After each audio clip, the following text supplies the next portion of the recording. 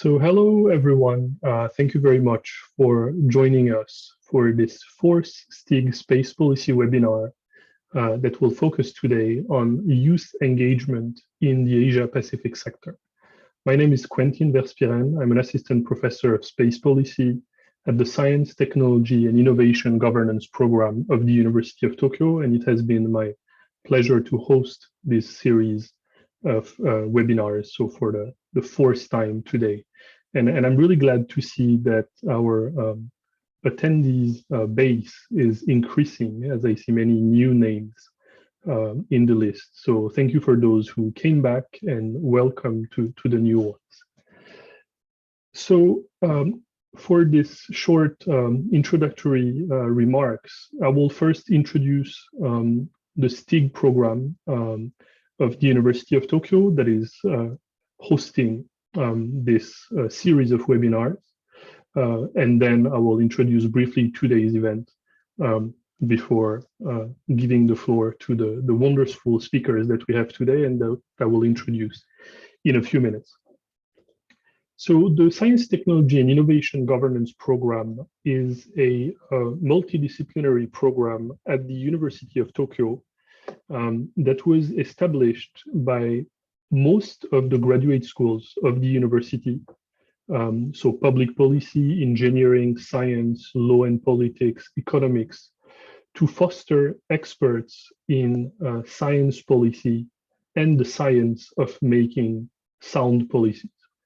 And so it is a graduate level education program that provides a certificate in science and technology and innovation policy to graduate students at the University of Tokyo. And it is part of a larger framework established by the Ministry of Education of Japan, a program called CIREX that aims to promote science policy across various universities in Japan. So similar programs exist in Kyoto University, Osaka University, etc. And I know some of you in the audience are students from these other universities. So if you're interested in this kind of research or studies, I encourage you to look at similar programs in your university. We have approximately 200 students registered in the program at a given time. So it's an average that I give you here, with around 25% from public policy, 25% from engineering, and the remaining 50% from all kinds of graduate schools, frontier science, agriculture and life science, etc. So the teaching, the courses, the research is interdisciplinary, but also the cohort of students, which make each course in the program very interesting to attend with very different and varied perspectives.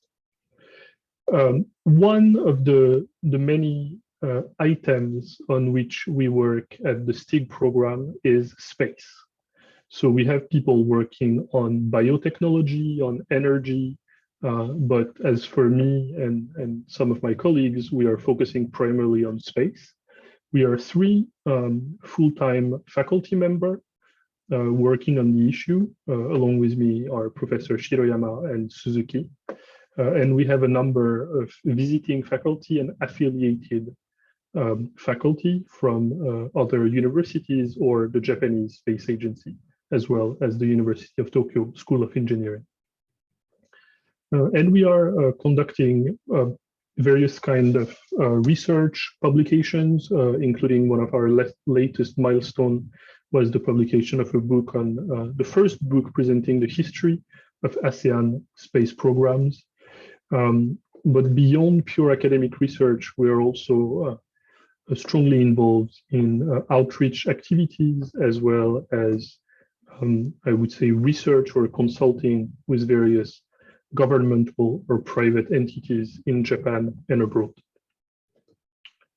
So the reason I want to introduce the STIG program is that many of you may be interested in pursuing education or research in space policy. And space policy per se is not a field that is very developed in the Asia-Pacific region. And there are very few places where you have courses and research programs fully dedicated to space policy. And as a matter of fact, the STIG program and the Graduate School of Public Policy, I would say, is the only one in Asia focusing on space policy intensively. So if you're a student or early mid-career professional interested in pursuing a master or a PhD degree in public policy while conducting some research, so with some kind of concentration, I would say, in space policy, I encourage you to join us. Now, that's it for the promotion of what we are doing at the University of Tokyo, and I would like to talk about today's webinar, the reason you're all here, on youth engagement in the Asia-Pacific space sector. So first of all, what do I mean by youth engagement in the Asia-Pacific? What we want to achieve today is to understand why is it important that young people in the region, so most of you in the audience, why is it important that you care about space activities, space policy, for the future of your country, for the future of the region? Why is it important that you study this field? And the second question is, if we agree that it is important to have the youth in Asia-Pacific countries caring about space to kind of promote and then sustain in the long term this sector, how do we involve the youth? So who are the stakeholders that are promoting engagement in the Asia-Pacific space sector for what concerns young people? What are the government institutes? What are the NGOs? And we'll try today, through examples from our great speakers, to identify the various modalities of youth engagement in the Asia-Pacific space sector, and yes, identify some, I would say, best practices. And again, I want to insist on the fact that seeing the list of registrants and actual attendees right now, we have a lot of students and young professionals. So this event itself should not be considered as just talking about youth engagement, but also contributing to youth engagement. So I encourage all of you at any time, be it during the keynote or the panel, to submit any question that you may have in the Q&A box, because we really want to try to have you engaging with our speakers. Now, concretely, how will we proceed? We will have first a keynote from Dr. Sindhu Paramasivam, who is the chair of the Asia-Pacific Oceania Space Association. So for those of you who know me, this is an NGO that I care for particularly because I have been interacting with Sindhu and other members, early founders of this organization, since their beginning a bit more than a year ago. And I have been fortunate to be asked by them to be involved in their activities as a board member.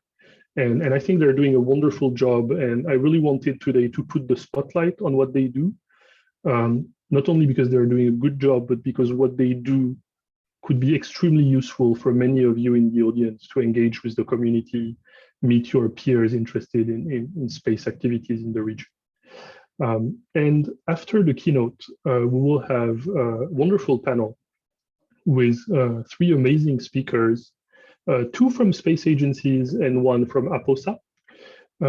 So we'll have Dr. Kate Kitagawa, the director of the Space Education Center at the Japan Aerospace Exploration Agency, Miss Alina Joseph, the head of external relation of APOSA, the NGO that I just introduced, and Dr. Mark Talampas, the director of the Space Technology Missions and Systems Bureau at the Philippine Space Agency. And now, so I will stop my presentation here, and we will quickly move to what is the most important, not my speech, but the keynote and the panel. So our keynote speaker, let me tell you a bit more about Dr. Sindhu Paramasivam. So Sindhu Paramasivam is the chair and head of research at the Asia-Pacific Oceania Space Association, APOSA. She has been working with a team of multinational members to build a sustainable space community in the Asia-Pacific Oceania region. So it's important to add this Oceania that is sometimes not mentioned. She also leads and organizes Cosmic Sandbox, a multidisciplinary design thinking workshop based on the space industry. She holds a doctorate from Nanyang Technological University, Singapore, specializing in aerodynamics. She's an Amelia Earhart Fellow recipient in 2018. She completed her MSc in Aerospace Engineering at Nanyang Technological University, Singapore, and a Bachelor of Engineering in Aerospace Engineering at the Madras Institute of Technology in India. Without further ado, I will now give the floor to Dr. Paramasivam for her keynote. Thank you, Quentin. Let me quickly share my screen and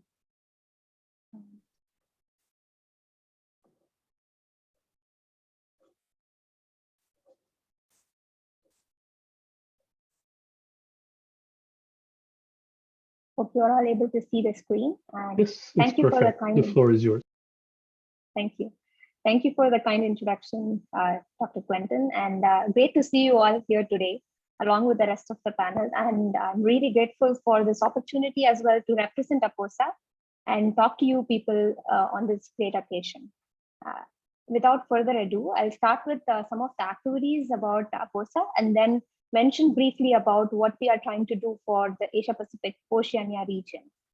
And it all started with SGAC APSGOW, and where we met with Quentin, Max, and few more multinational young professionals who were interested in the same space as we are.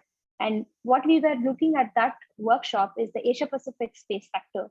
And after the workshop, we gathered together to work on an IAC paper. That is when we realized there is a need for more continuous regional platform for the young professionals and space enthusiasts in the eastern part of the world. Moving on, we decided to launch an initiative to develop this sustainable space community in the Asia-Pacific Oceania region. And we specifically added the name Oceania so that we could also be more inclusive and encourage the diversity in and among the region. Our vision is to foster friendship and collaboration across Asia-Pacific Oceania space community. The reason we have emphasized friendship is that what we had in the workshop is more than just a colleague collaborations. And that is why we have emphasized friendship as well as part of our vision.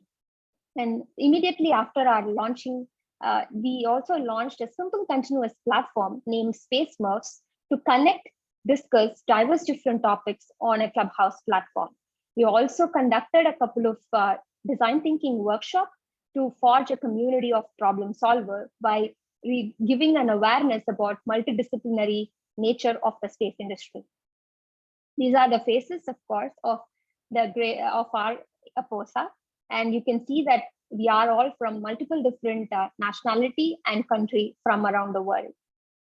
Moving on, we launched our initiative in June, and Space Smurfs was launched in July, and we had a great opportunity to represent ourselves in the 25th session of ICC RESAP by UNSCAP.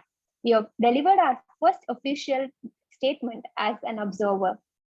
Moving on, we also submitted our first IAC paper for Dubai on ASEAN space economy. We provided 2 recommendations after reviewing the space activities of the ASEAN as one single region.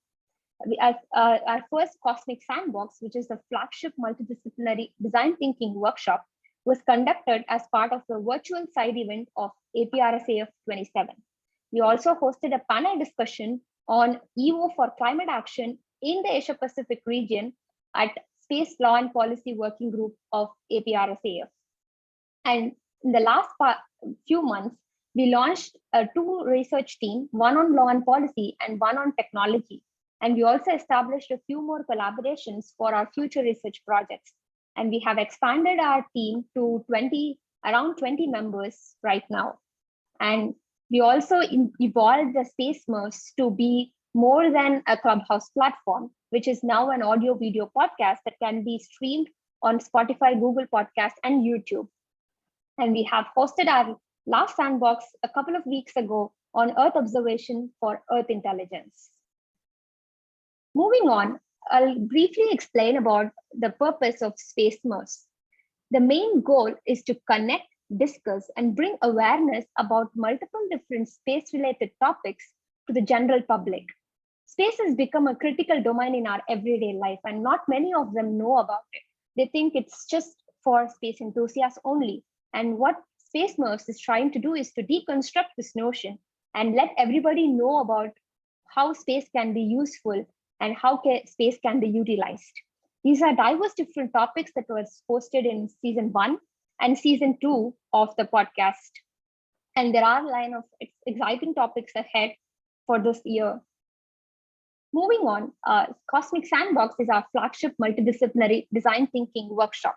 What we do is to provide a challenge theme for the participants based on the space industry and space assets. And then we encourage them to look into the different problems and identify and prioritize these problems. The focus is that they have to look into technology, law policy to social sciences. It's not just one industry that is major for space, right? Space inherently is a multidisciplinary concept. So that is what we encourage during these brainstorming sessions. And then we also bring on board experts and mentors from different disciplines who will then deepen this knowledge through their experiences. And then we will encourage them to come up with solutions for at least few of the prioritized problems across different disciplines. What we try to achieve through Sandbox is to integrate multiple disciplines that are part of the space industry. More often than not, we just realize that, okay, whenever we think of space, rockets and satellites and technology comes into main picture. But as Quentin has rightly outlined, in this part of the world, it is as much important it is for technology for other domains as well, for young professionals to explore and expand. We also use this collected information for further research within the research team. It is also focused to bring awareness of what is happening in and around the world in multiple disciplines. What we believe is that when participants look into and discuss about the problems, they will be encouraged to do something about it and create this entrepreneurial spirit among the community.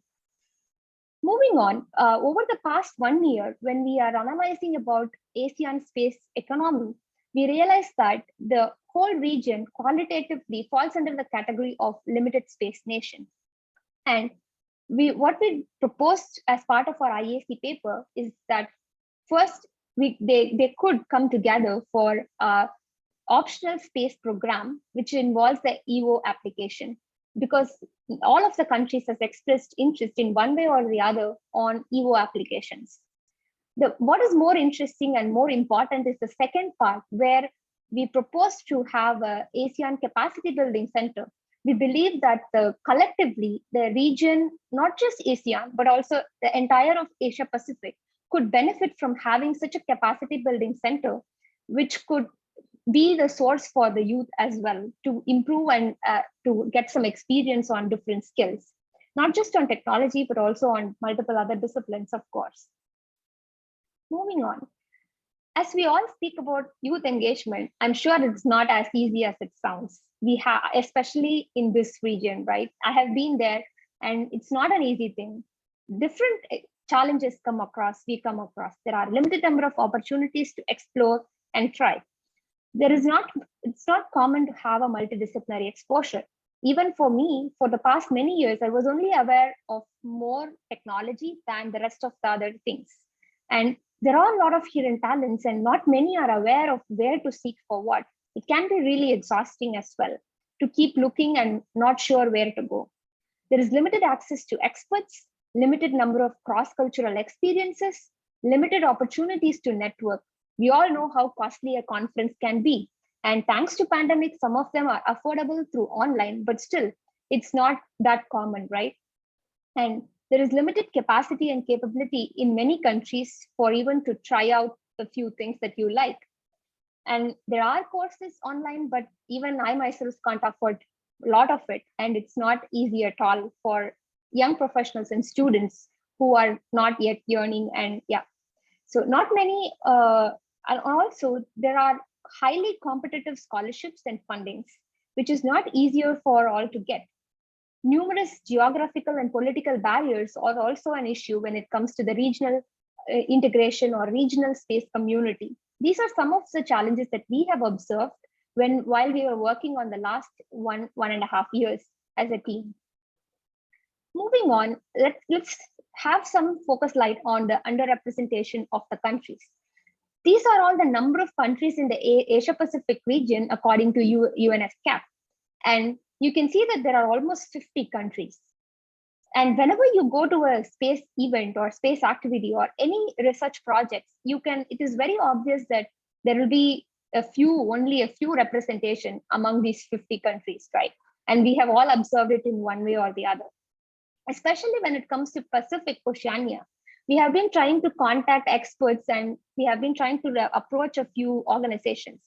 And we realized after talking to some of them that there are internet access issues, geographical challenges because the islands were all spread across the Pacific. There is economical challenges, of course.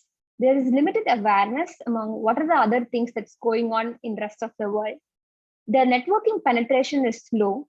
Accessibility to these organizations and experts from Oceania are challenging as compared to how easily or how it's easier to find out someone from the other part of the world. And if you have some time, you can go through this exercise. Just open your social media and then check, even if you have thousands of connections, especially in space, if you can go and look through it, you can see very few from this part of the world. There is no space activity at all in the Pacific. So far, we have identified that there are activities that are going on. There is Pacific GIS community who also organizes conferences at the end of each year. There is the Pacific Community, SPC, an intergovernmental organization, which works on EVO application for disaster management and disaster resilience building. There are private space companies who are extending their solutions and products to this Pacific region to support them. And there are collaborations for multiple other space activities in the region. But we have to explore more. And that is why we have taken an effort now to look through and review the space activities across different Asia-Pacific region and get to an understanding of what exactly is going on across the region to do something about it. And we have an exciting line of events coming up. And if you feel like you want to try something out, please do definitely approach us. Even if we have something or not, we will be able to give you some sort of a direction or give some sort of a place to explore.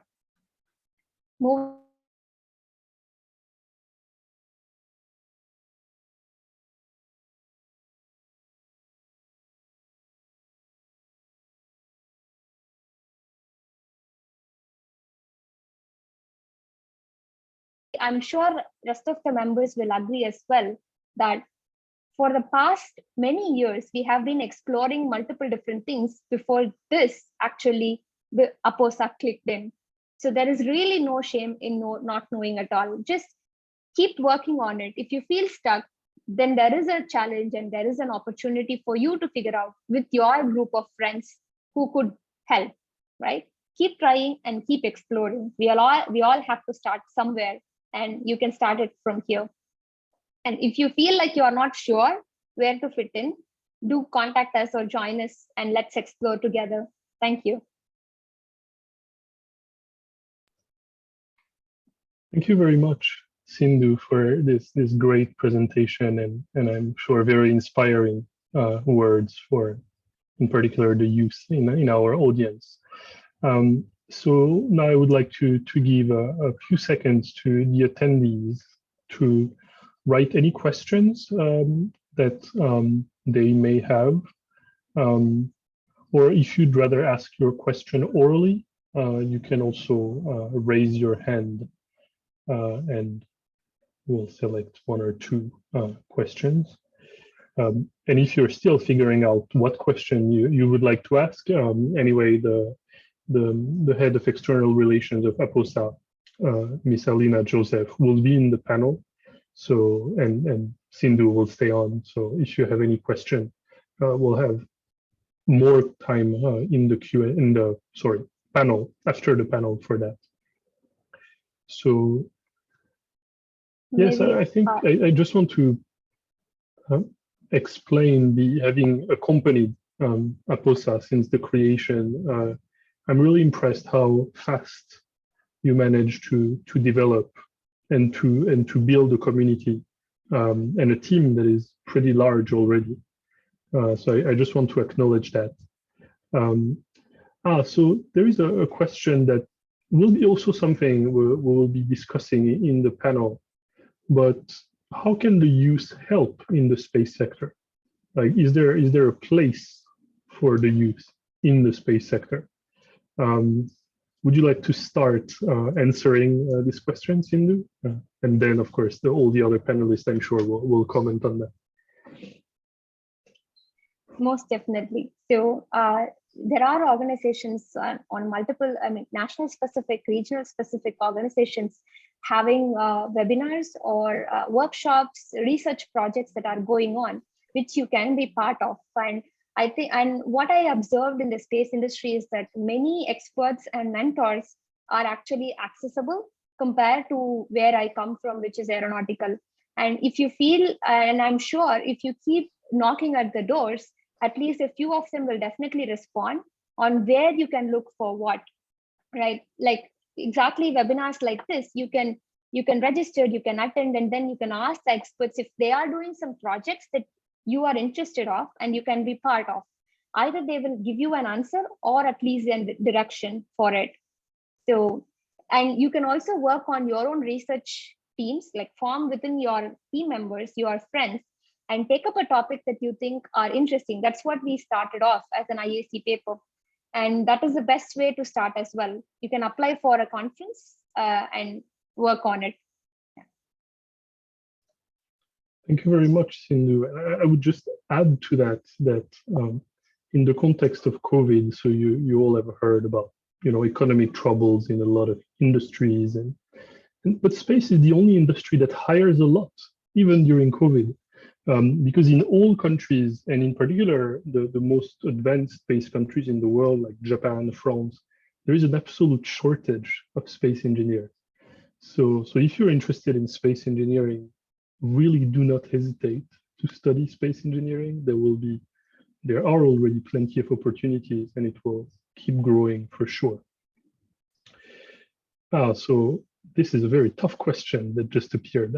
How can the space sector help mitigate climate change, specifically, satellite applications?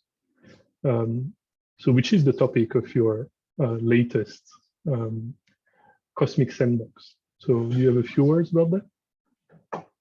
Most definitely. So the satellites, Earth observation was the focus of the Sandbox. And what we tried to figure out is that there are, when we were working on it, there are so many companies who are actually supporting the processing the data, that satellite imagery data of different resolutions and different types as well. For example, SAR, RGB, hyperspectral. So these different kinds of data are being processed and provided as a tool. But our participants, workshop participants, have also figured out a lot of challenges in the same. Like, for example, the application, the insights that are developed, it's not directly relatable or actionable, right? Not all the time it can be actionable.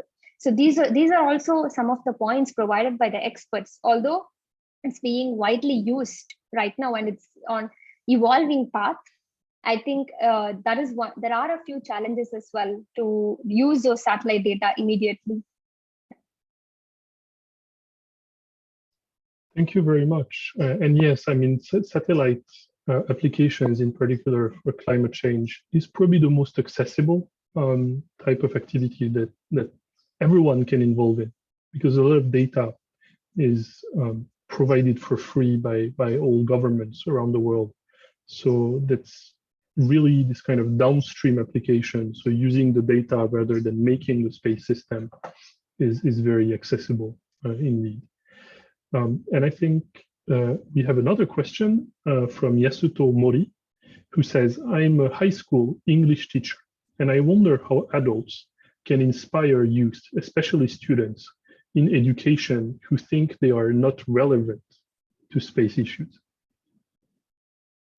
And I'm sure, in particular, Dr. Kitagawa from the JAXA Education Center will have plenty of comments on this question.